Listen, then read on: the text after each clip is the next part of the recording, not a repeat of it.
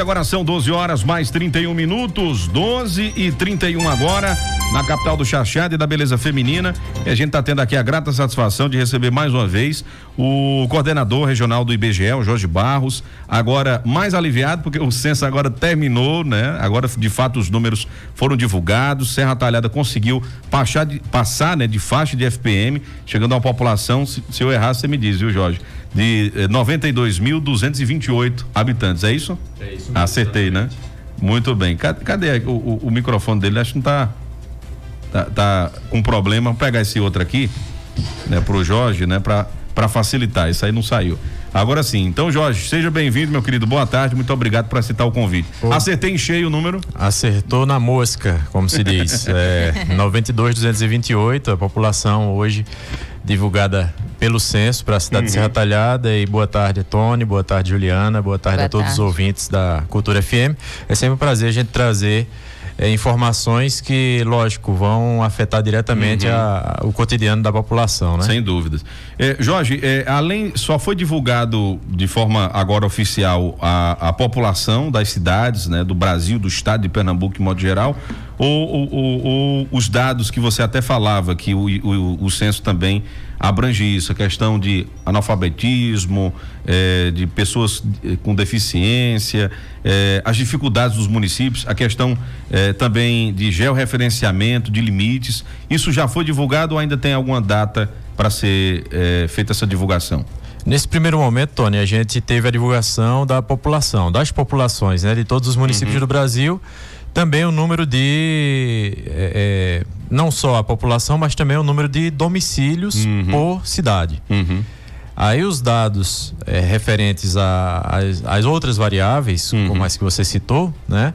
Nós vamos ter elas divulgadas aí nas próximas semanas, próximos meses. Nós vamos ter então depois a divisão dessa população por faixa etária, por sexo, por renda, por educação, e entrando os números também de pessoas com algum tipo de deficiência, migração, fecundidade, mortalidade, que foi uma pergunta também que foi incluída no questionário do Censo 2022.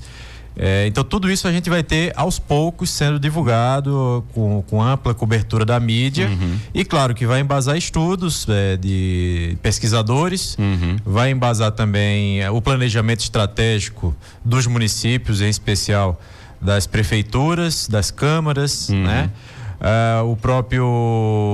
A própria iniciativa privada também vai se beneficiar com esse número, até para a inclusão social, quando a gente tiver os dados por município de pessoas com algum tipo de deficiência, né? Então a gente espera nas próximas semanas e próximos meses esses resultados esmiuçados, né? Isso. Por enquanto a gente tem esse dado consolidado de 92.228 pessoas no município de Serra Talhada, o que representa um crescimento de 13 mil pessoas em relação a 2010, né? Que foi o último censo. Muita gente, né? É um número considerável, né? É mais de 1.000 pessoas por ano, né? E isso para uma cidade de médio porte como Serra Talhada é algo realmente impressionante.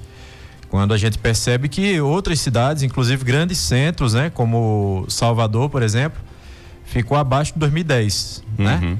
E cidades medianas como Serra Talhada, e já de um porte um pouco mais avançado como Caruaru, Petrolina, foram cidades que cresceram bastante as suas populações nos últimos anos. E o interessante, né, Juliana, que a gente observava era em relação a Petrolina e Caruaru, né? Hoje Petrolina é a terceira maior cidade em termos de população no estado de Pernambuco. Então, uma coisa que a gente até falou, Petrolina cresceu em 12 anos uma Serra Talhada. Exatamente, né? O crescimento é enorme, né? Então, a população referente à população de Serra. É algo assim surpreendente também, assim, não surpreendente porque a gente via o potencial daquela cidade, mas é algo que de se admirar, né, Jorge? Exatamente. A gente percebe que onde tem emprego, onde tem renda, a gente teve esse crescimento. Onde teve investimento também, né? Porque se a gente anda hoje em Petrolina, a gente percebe que não falta emprego. Se a gente vai em Caruaru também, né? A questão das confecções, Petrolina, a questão do cultivo irrigado, né? E Caruaru, a questão das confecções, a gente vê que tem muitas fábricas que empregam muitas pessoas, e muitas pessoas, quando tiveram que enfrentar essa crise econômica de 2015, 2016 para cá, muitas tiveram que buscar refúgio em cidades que deram melhores oportunidades, né? Daí também o motivo da gente ter tido um decréscimo de população das cidades aqui circunvizinhas, né? Como Santa Cruz, Triunfo, Calumbi, Flores. Eu tô até baixando a matéria que a gente colocou lá no nosso portal, né? Foi uma matéria feita por Juliana, do nosso portal, que mostrou algumas cidades, né? O ranking, a gente fez o ranking das 17 cidades aqui do Sertão do Pajeú, né? Do todo, Alto Pajeú, Baixo Pajeú, Médio. Serra Talhada ficando em primeiro, segundo Afogados da Engazeira com 40.241. Afogados teve um crescimento também razoável. São José do Egito, que a gente até falava aqui, Jorge, que é uma cidade de um médio assim interessante. Eu já morei lá 1 ano e vi do potencial que a cidade tem, mas ela na época que eu morei lá em 2006, ela já tinha 29 mil e algumas coisas e alguns habitantes. Então ela mantém esse mesmo padrão, assim, não tem uma evolução, né? Um crescimento significativo. Parece que é uma praxe de algumas cidades do nosso sertão do Pajeú, né? Foi uma tendência observada nesse censo, né? Qual foi a tendência? Foi que as cidades de médio porte, elas acabassem funcionando como um imã de população com relação às cidades de pequeno porte que estão ao redor delas. Então aconteceu isso em Serra Talhada, como a gente já comentou.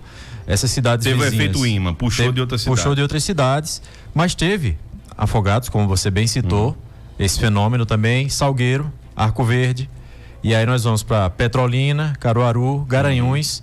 As cidades vizinhas perderam população em sua grande maioria, ou não atingiu pelo menos a expectativa, a estimativa que se tinha para elas, e essas cidades que são de médio porte, elas tiveram um avanço considerável de sua população. Então tudo indica que, aí requer estudos mais pormenorizados, mas tudo indica que houve uma migração forte dessas cidades sem tanto investimento, sem tanta condição de manter emprego. É uma migração forte tanto para o sul e sudeste do país, como para as cidades que têm uma possibilidade maior de oferecer trabalho e renda, que foi o caso dessas cidades aqui citadas, essas consideradas de médio porte aqui no estado de Pernambuco, mas isso aconteceu também em outros estados do Brasil. Isso é interessante. Outra questão também que eu queria até sua avaliação que é o que se coloca, cidades que tem, por exemplo, um número de habitantes, mas quando vai para eleitores, tem um número superior a eleitores. Que fenômeno é esse, Jorge, que acontece em algumas cidades? Por exemplo, nós temos hoje Calumbi com maior número de eleitores do que um número de habitantes, né, residentes. É porque existe o domicílio de habitação, que esse é captado pelo censo, pelo IBGE, e há o domicílio eleitoral, né? Então são duas coisas diferentes. Uma pessoa pode morar em Recife e votar em Serra Talhada. A família toda pode fazer isso. Consequentemente, o número de eleitores de Serra Talhada pode dar uma divergência com relação ao dados do censo, porque não representa os moradores, mas sim as pessoas que optaram por continuar votando no município, embora residam em outro, né? Isso é comum. Tanto é que os dados do TRE, eles não tem como a gente fazer uma base de comparação com os dados do IBGE, justamente por isso, porque nós vamos nos domicílios e as pessoas que efetivamente moram. Se a pessoa mora em outro município, decide votar no município de origem, então isso, claro, vai inflar aquele número de pessoas que está voltando, e claro, aí vai ter todo um registro administrativo que o próprio TRE tem, mas que não vai ser compatível com o que a gente acha em campo no censo. Muito bem, então é isso. Juliana, você foi contabilizada onde? Afogados da Engazeira ou Serra Talhada? Serra Talhada. Muito bem. Tanto meu domicílio, né, meu resíduo aqui em Serra Talhada, como o eleitoral também, meu título é daqui, transferido para cá, desde que vim morar em Serra. Acho que é correto, né? Você mora na cidade, você tem que votar na cidade, você está usufruindo dos serviços, né, que são prestados pela cidade, os serviços públicos. Então, desde que decidi morar em Serra Talhada, que é uma cidade, como o Jorge vinha explicando, não é uma cidade que atrai moradores moradores de outras cidades da região. Por isso que outras cidades acabam perdendo aí habitantes ao longo dos anos entre um censo e outro. E a gente teve um período mais longo, né, entre um censo e outro, né, Jorge? 2010, depois 2012, 2022. Isso. Foi um censo 12 anos, né? Foi um censo um pouco sofrido, né, conturbado, mas finalmente saiu, né? Os números estão aí, a partir de agora vão servir para que os governos aí possam construir as políticas públicas que são necessárias. Exatamente. A gente percebeu, né, nos últimos censos, que a população do interior do estado, ela ficava praticamente que estagnada, né? Só para a gente ter uma ideia, em 1980, no censo de 80, Serra Talhada tinha 67.156 pessoas, né, habitantes. 20 anos depois, no ano 2000, essa população era de 70.912. Ou seja, no período de 20 anos, a população cresceu em torno de 3 mil pessoas. Então, assim, bem pequeno, né? Agora vamos pegar de 2000 para 2010. Em 2000 era 70.912, para 2010, 79.232. Ou seja, no período de 10 anos, cresceu o triplo do que tinha crescido em 20. Né? E isso muito reflete os investimentos que foram feitos no município, né? A gente cita em nível federal, estadual e o próprio município também que investiu. Para que a gente tivesse de 2010 agora para 2022, 12 anos de diferença e uma diferença de 13 mil pessoas. Quer dizer, continuou numa crescente, né? E isso a gente teve um crescimento nesse nível, ainda com migração, que houve muito também, né? A gente tem que lembrar que muitas pessoas migraram do município quando veio os problemas maiores econômicos, em especial na zona rural. A gente tem muita casa hoje, muita residência. O êxodo rural ficou presente nesse censo também? Muito presente em toda a região, né? Só que algumas cidades conseguiram segurar a população, tirando elas, ou a população saindo da zona rural e indo para a sede do próprio município. A gente vê todas as cidades tiveram esse movimento. Tanto é que você vai nessas cidades que a gente tem aqui na região, embora que menores, a própria Calumbi, né? E você pega o mapa da cidade de 2010 e pega do agora, você vai ver que a zona urbana está bem maior. Mas a população não cresceu, a população diminuiu. Então o que é que houve? Muitas pessoas que residiam na zona rural decidiram morar na zona urbana, e muitas pessoas que residiam na zona rural muitas vezes migraram para outros municípios ou para outros estados do país. Então isso é um fenômeno que está acontecendo. De fato, a gente vai ver agora com o resultado que praticamente vai ficar, imagino eu, que meio a meio ali, população hoje no Brasil, urbana e rural. Quando o número de população da população rural era maior. Ficou 203 milhões? 203 milhões e alguns quebrados, né? Mas isso mostra que a população está ficando cada vez mais urbanizada, né? Estão abandonando a zona rural e vindo morar nas sedes dos municípios, na zona propriamente dita urbana. Eu não sei se vai ser um problema para as políticas públicas, porque nós temos um país que é produtor de alimentos, né? Então ele tem uma origem agrícola, vamos colocar dessa maneira. Então eu não sei o que é que o governo, eu vejo muito, e eu vou até pegar uma fala da presidente do Sindicato dos Trabalhadores Rurais de Serra Talhada, Yara, que ela disse: olha, se não for investido em tecnologia para manter esse homem no campo, né, para ele aprender a lidar com a terra, para ele saber fertilizá-la, né, depois que ela perde, porque esse negócio de brocar a terra, como a gente costuma dizer aqui, vai aos poucos tirando os nutrientes da terra. Daqui a pouco ela não vai estar servindo para o plantio. Então, se você não ensinar tecnologias, né, políticas públicas voltadas para esse homem ter uma qualidade melhor de vida e permanecer produzindo na zona rural, daqui a pouco a gente vai ter problemas, né, com escoamento de produção, tendo que estar comprando arroz na Argentina, né, como a gente já teve no passado, que não tinha estoque no Brasil, tinha que buscar da Argentina, por isso que o arroz foi lá para cima num período. Enfim, então é uma série de coisas que nós temos e que, como o IBGE está fazendo a função dele, é mostrar os problemas, né, Jorge? Estou mostrando a vocês os problemas. Agora, gestores se virem, né, para resolver. Está nas mãos, né, de todos vocês, né?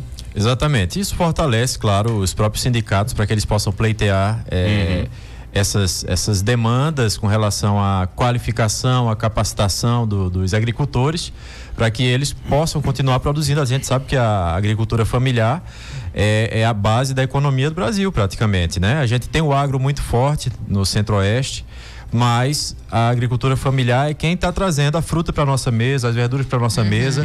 A gente compra tudo aqui da região. O que acontece também é que o próprio maquinário hoje que é utilizado na zona rural e o próprio sindicato pode dizer melhor, antigamente a gente precisava de muitas pessoas para arar uma terra, depois para plantar, para passar, para limpar e tudo mais. Hoje o pessoal está usando muito veneno também, né? Então, em vez de ter aquele homem capinando ali, isso gerava mão de obra, gerava emprego para quem morava na zona rural. Hoje ele pega uma máquina, passa veneno, ele sozinho resolve tudo. Então faltou emprego para aquele peão agrícola que estava ali, né? Depois a mesma coisa na limpeza, seja de milho, seja de feijão, que é o mais forte aqui na nossa região. O uso de defensivos agrícolas, né? O uso de algumas máquinas, mesmo que manual, tem feito com que algumas regiões, a maioria das regiões, tenha perdido essa oportunidade de emprego para a população que lá residia, e aí eles passam para outra coisa. A gente vê muito a pessoa que era agricultor, criador de animais, e diz, não estava dando, eu virei pedreiro. Virei servente, depois vendi minha criação e botei um negóciozinho lá na rua. Exatamente. Decidi voltar para lá. E quando, né, é época do inverno, eu coloco aqui minha rocinha só para minha família. Isso acontece muito. Ele já não tem aquela expectativa de plantar e vender, ou seja, de gerar renda. Ele tem a expectativa ali de colher para a própria família, seja o milho, feijão, seja lá qualquer que for o plantio. Então tudo isso agora, com o resultado do censo e com a observância dessa migração da zona rural para a zona urbana, então não só os sindicatos, mas o próprio poder público municipal, né, o executivo, vai poder se debruçar sobre isso e traçar estratégias para fazer com que essa população não saia de fato das propriedades e deixe aquela terra improdutiva. Até porque isso, havendo uma reforma agrária, aquela terra vai ser tomada e vai ser distribuída para quem, né, quer de fato produzir, e é necessário que isso aconteça. Na verdade, quem é da zona rural, né, só vai para a zona urbana por falta de oportunidade, né? Sem dúvida. Senão você não tem um incentivo, se essas famílias elas não estão tendo condições de sobrevivência, de subsistência, né? Não tem oportunidade para os filhos, por exemplo, em relação à educação. Muitas famílias saem do campo e optam por morar nas periferias das cidades para que os filhos possam estudar, ter uma oportunidade de estudar, fazer uma faculdade pública, por falta muitas vezes de transporte, né, na zona rural. Então, assim, se os dados que o censo vem mostrando nos últimos anos fossem realmente interpretados e colocados em prática através de políticas públicas, a gente não tinha um êxodo rural tão grande como a gente vem tendo, e as famílias continuariam morando no campo, mas com dignidade, né? Com água, com acompanhamento técnico, assistência técnica, porque não dá também para que as famílias fiquem só esperando a vontade de Deus e a chuva cair do céu, né? Preciso que tenha política pública, mas, repito, né? As famílias só saem do campo por falta de oportunidade, por falta de política pública. Ô Jorge, só para fechar, eu queria também, a tendência de ter um maior número de mulheres no nosso país, ela permanece com esse censo? Pelo que a gente verificou nas cidades, a tendência é que, no geral, a população feminina seja maior ainda do que a masculina, embora não tanto, né? Até porque hoje a taxa de natalidade está caindo, né? A gente teve média de 2,79 moradores por residência no Brasil. Então, isso é muito pouco em comparação com o que a gente tinha nos últimos censos. O último censo foi 3,31. Ou seja, a gente quase 4 pessoas por domicílio, né? Vem caindo ano após ano, né? Em 80 era mais de 4, em 91 era já beirando ali os 4, 2000 também beirando os 4, e agora a gente desceu de 3, né? Então, 3 pessoas. Isso tem indicado que os casais estão demorando mais para ter filhos ou evitando ter muitos filhos. E também muita gente acaba morando sozinha, né? Acaba alugando uma residência e passa bem sozinho ali, não decide, né, ter uma relação afetiva com outra pessoa. Então, família solo, né? Família solo, aumentou exatamente. Muito. Aumentou bastante. Então, tudo isso são tendências que vão ser examinadas, que vão ser observadas, e aí vai caber aos poderes públicos analisarem quais são as melhores medidas para dar a melhor condição de vida para essa população, seja ela, né, uma população crescente ou seja ela uma população que está ali estagnada. A gente tem que lembrar que na Europa está acontecendo um fato, um fenômeno que daqui a pouco vai chegar aqui, já está chegando aqui na verdade, né? Alguns países têm taxa de crescimento negativa, ou seja, a população está envelhecendo, está morrendo e não estão nascendo novos habitantes, né? Então, na Itália, por exemplo, isso tem acontecido. Isso acaba impactando, inclusive, a previdência de cada país, né? Porque à medida que a expectativa de vida sobe e o número de pessoas que nascem diminui, aquela população economicamente ativa vai diminuindo. Então, menos pessoas para trabalhar e quem banca a aposentadoria dos aposentados é quem está trabalhando. Menos pessoas trabalhando, menos dinheiro para as aposentadorias. Então as autoridades vão ter que estar atentas a isso para ver o que vai ser feito para que ninguém fique na sua idade, né, na sua última idade, desabonado, desassistido. Para a gente fechar, o IBGE está com inscrições abertas, né, para vagas temporárias aqui na região, inclusive em Serra Talhada. Não sei se o Jorge trouxe detalhes, mas só para a gente poder divulgar e oportunizar aí para as pessoas que estão de olho aí em trabalho. A gente tem para Serra Talhada são 9 vagas para o cargo de agente de APM, que é agente de pesquisa e mapeamento. O salário com os benefícios vai passar de R$2.000, né? São 9 vagas, mas fica sempre o cadastro de reserva, né? Então, entrando no site do IBGE, você vai ser direcionado para o site da instituição aplicadora da prova, faz a inscrição, R$40 e poucos a inscrição. Isso. E há também o cargo para supervisor de coleta e qualidade, que o salário é de R$3.100, com os benefícios vai para quase R$4.000. A escolaridade que é exigida? Nível médio. Nível médio. E aí, fazendo a inscrição, quem trabalhou no censo agora tem que ter um período de 2 anos, porque é a mesma lei, então... Mas pode fazer a inscrição, fazer a prova, porque como há um cadastro de reserva, pode ser que ela seja convocada depois dos 2 anos do fim do contrato dela. Então, é uma ótima oportunidade para você trabalhar no Instituto Brasileiro de Geografia e Estatística, que na verdade é um trampolim para muitos. A maioria dos que passam pelo IBGE nesse caráter temporário, logo depois já passam num concurso efetivo e saem em carreira. Lembrando que as inscrições vão até o dia 19 de julho. A gente faz questão de divulgar, porque eu sei que tem muita gente precisando de trabalho, né? Então, aí uma oportunidade muito boa de você fazer esse processo aí de seleção do IBGE. Então, Jorge, muito obrigada pela tua presença, trazendo informações, esse balanço do nosso censo aqui referente a Serra Talhada e região, e seja sempre muito bem-vindo aqui à Cultura FM. Eu que agradeço o espaço, Juliana, e a gente continua em campo, né? A gente continua com a PNAD contínua, visitando domicílios, a gente está com a pesquisa também, as empresariais, nós visitamos empresas para pegar o balanço financeiro e a gente depois, no final do ano, fazer o PIB do país, né? Então a gente conta com a colaboração da população e das pessoas jurídicas também, porque sem essas informações, só lembrando, o IBGE não está fiscalizando as empresas nem os contadores, o IBGE não está fiscalizando a população, o IBGE está trazendo informações estatísticas que não vão penalizar em nada nem pessoas físicas nem pessoas jurídicas. Então, quando receber a visita do IBGE, atenda e dê as informações solicitadas, até porque isso está na lei, né? Quem não prestar as informações pode ser multado em até 10 salários mínimos. E para quem está dizendo, olha, eu não fui contado nesse censo, tem gente dizendo aqui o Cícero Nunes, olha, não fui contado nesse censo, moro em Serra Talhada há mais de 10 anos. Teve gente que realmente não foi contabilizado, mas Jorge já explicou aqui em outra oportunidade, né? Depois tem estimativa, né, Jorge? Tem recontagem e essas pessoas entram. Teve a recontagem e acontece muito também das pessoas serem recenseadas porque um parente deu a informação e ela acaba sem saber, né? Isso acontece demais. Eu não fui entrevistado, mas minha esposa foi. Então ela passou a informação de que eu moro naquela casa, né? Obrigada, Exatamente. Jorge, um abraço e a gente agradece demais ao longo de toda a pesquisa, de todo o trabalho em campo, né? Da parceria que o IBGE daqui da nossa região teve com a imprensa, não só conosco aqui da Cultura, mas com outras emissoras também, e lhe agradeço demais, viu, por essa disponibilidade, sempre essa abertura para estar disponível para a imprensa, viu, amigo? Muito obrigado mesmo. E já sabe qualquer correr aperreio de novo. Com certeza, eu também vou aperrear porque a gente vai fazer divulgação de outras pesquisas, então queria agradecer aqui. Tamo junto. A vocês e desejar uma boa tarde a todos. Muito bem, um abraço. E olha, Juliana, deixa eu aproveitar, eu já estou aqui na linha com a Dona Givânia Reis, ela é presidente do Conselho Regional de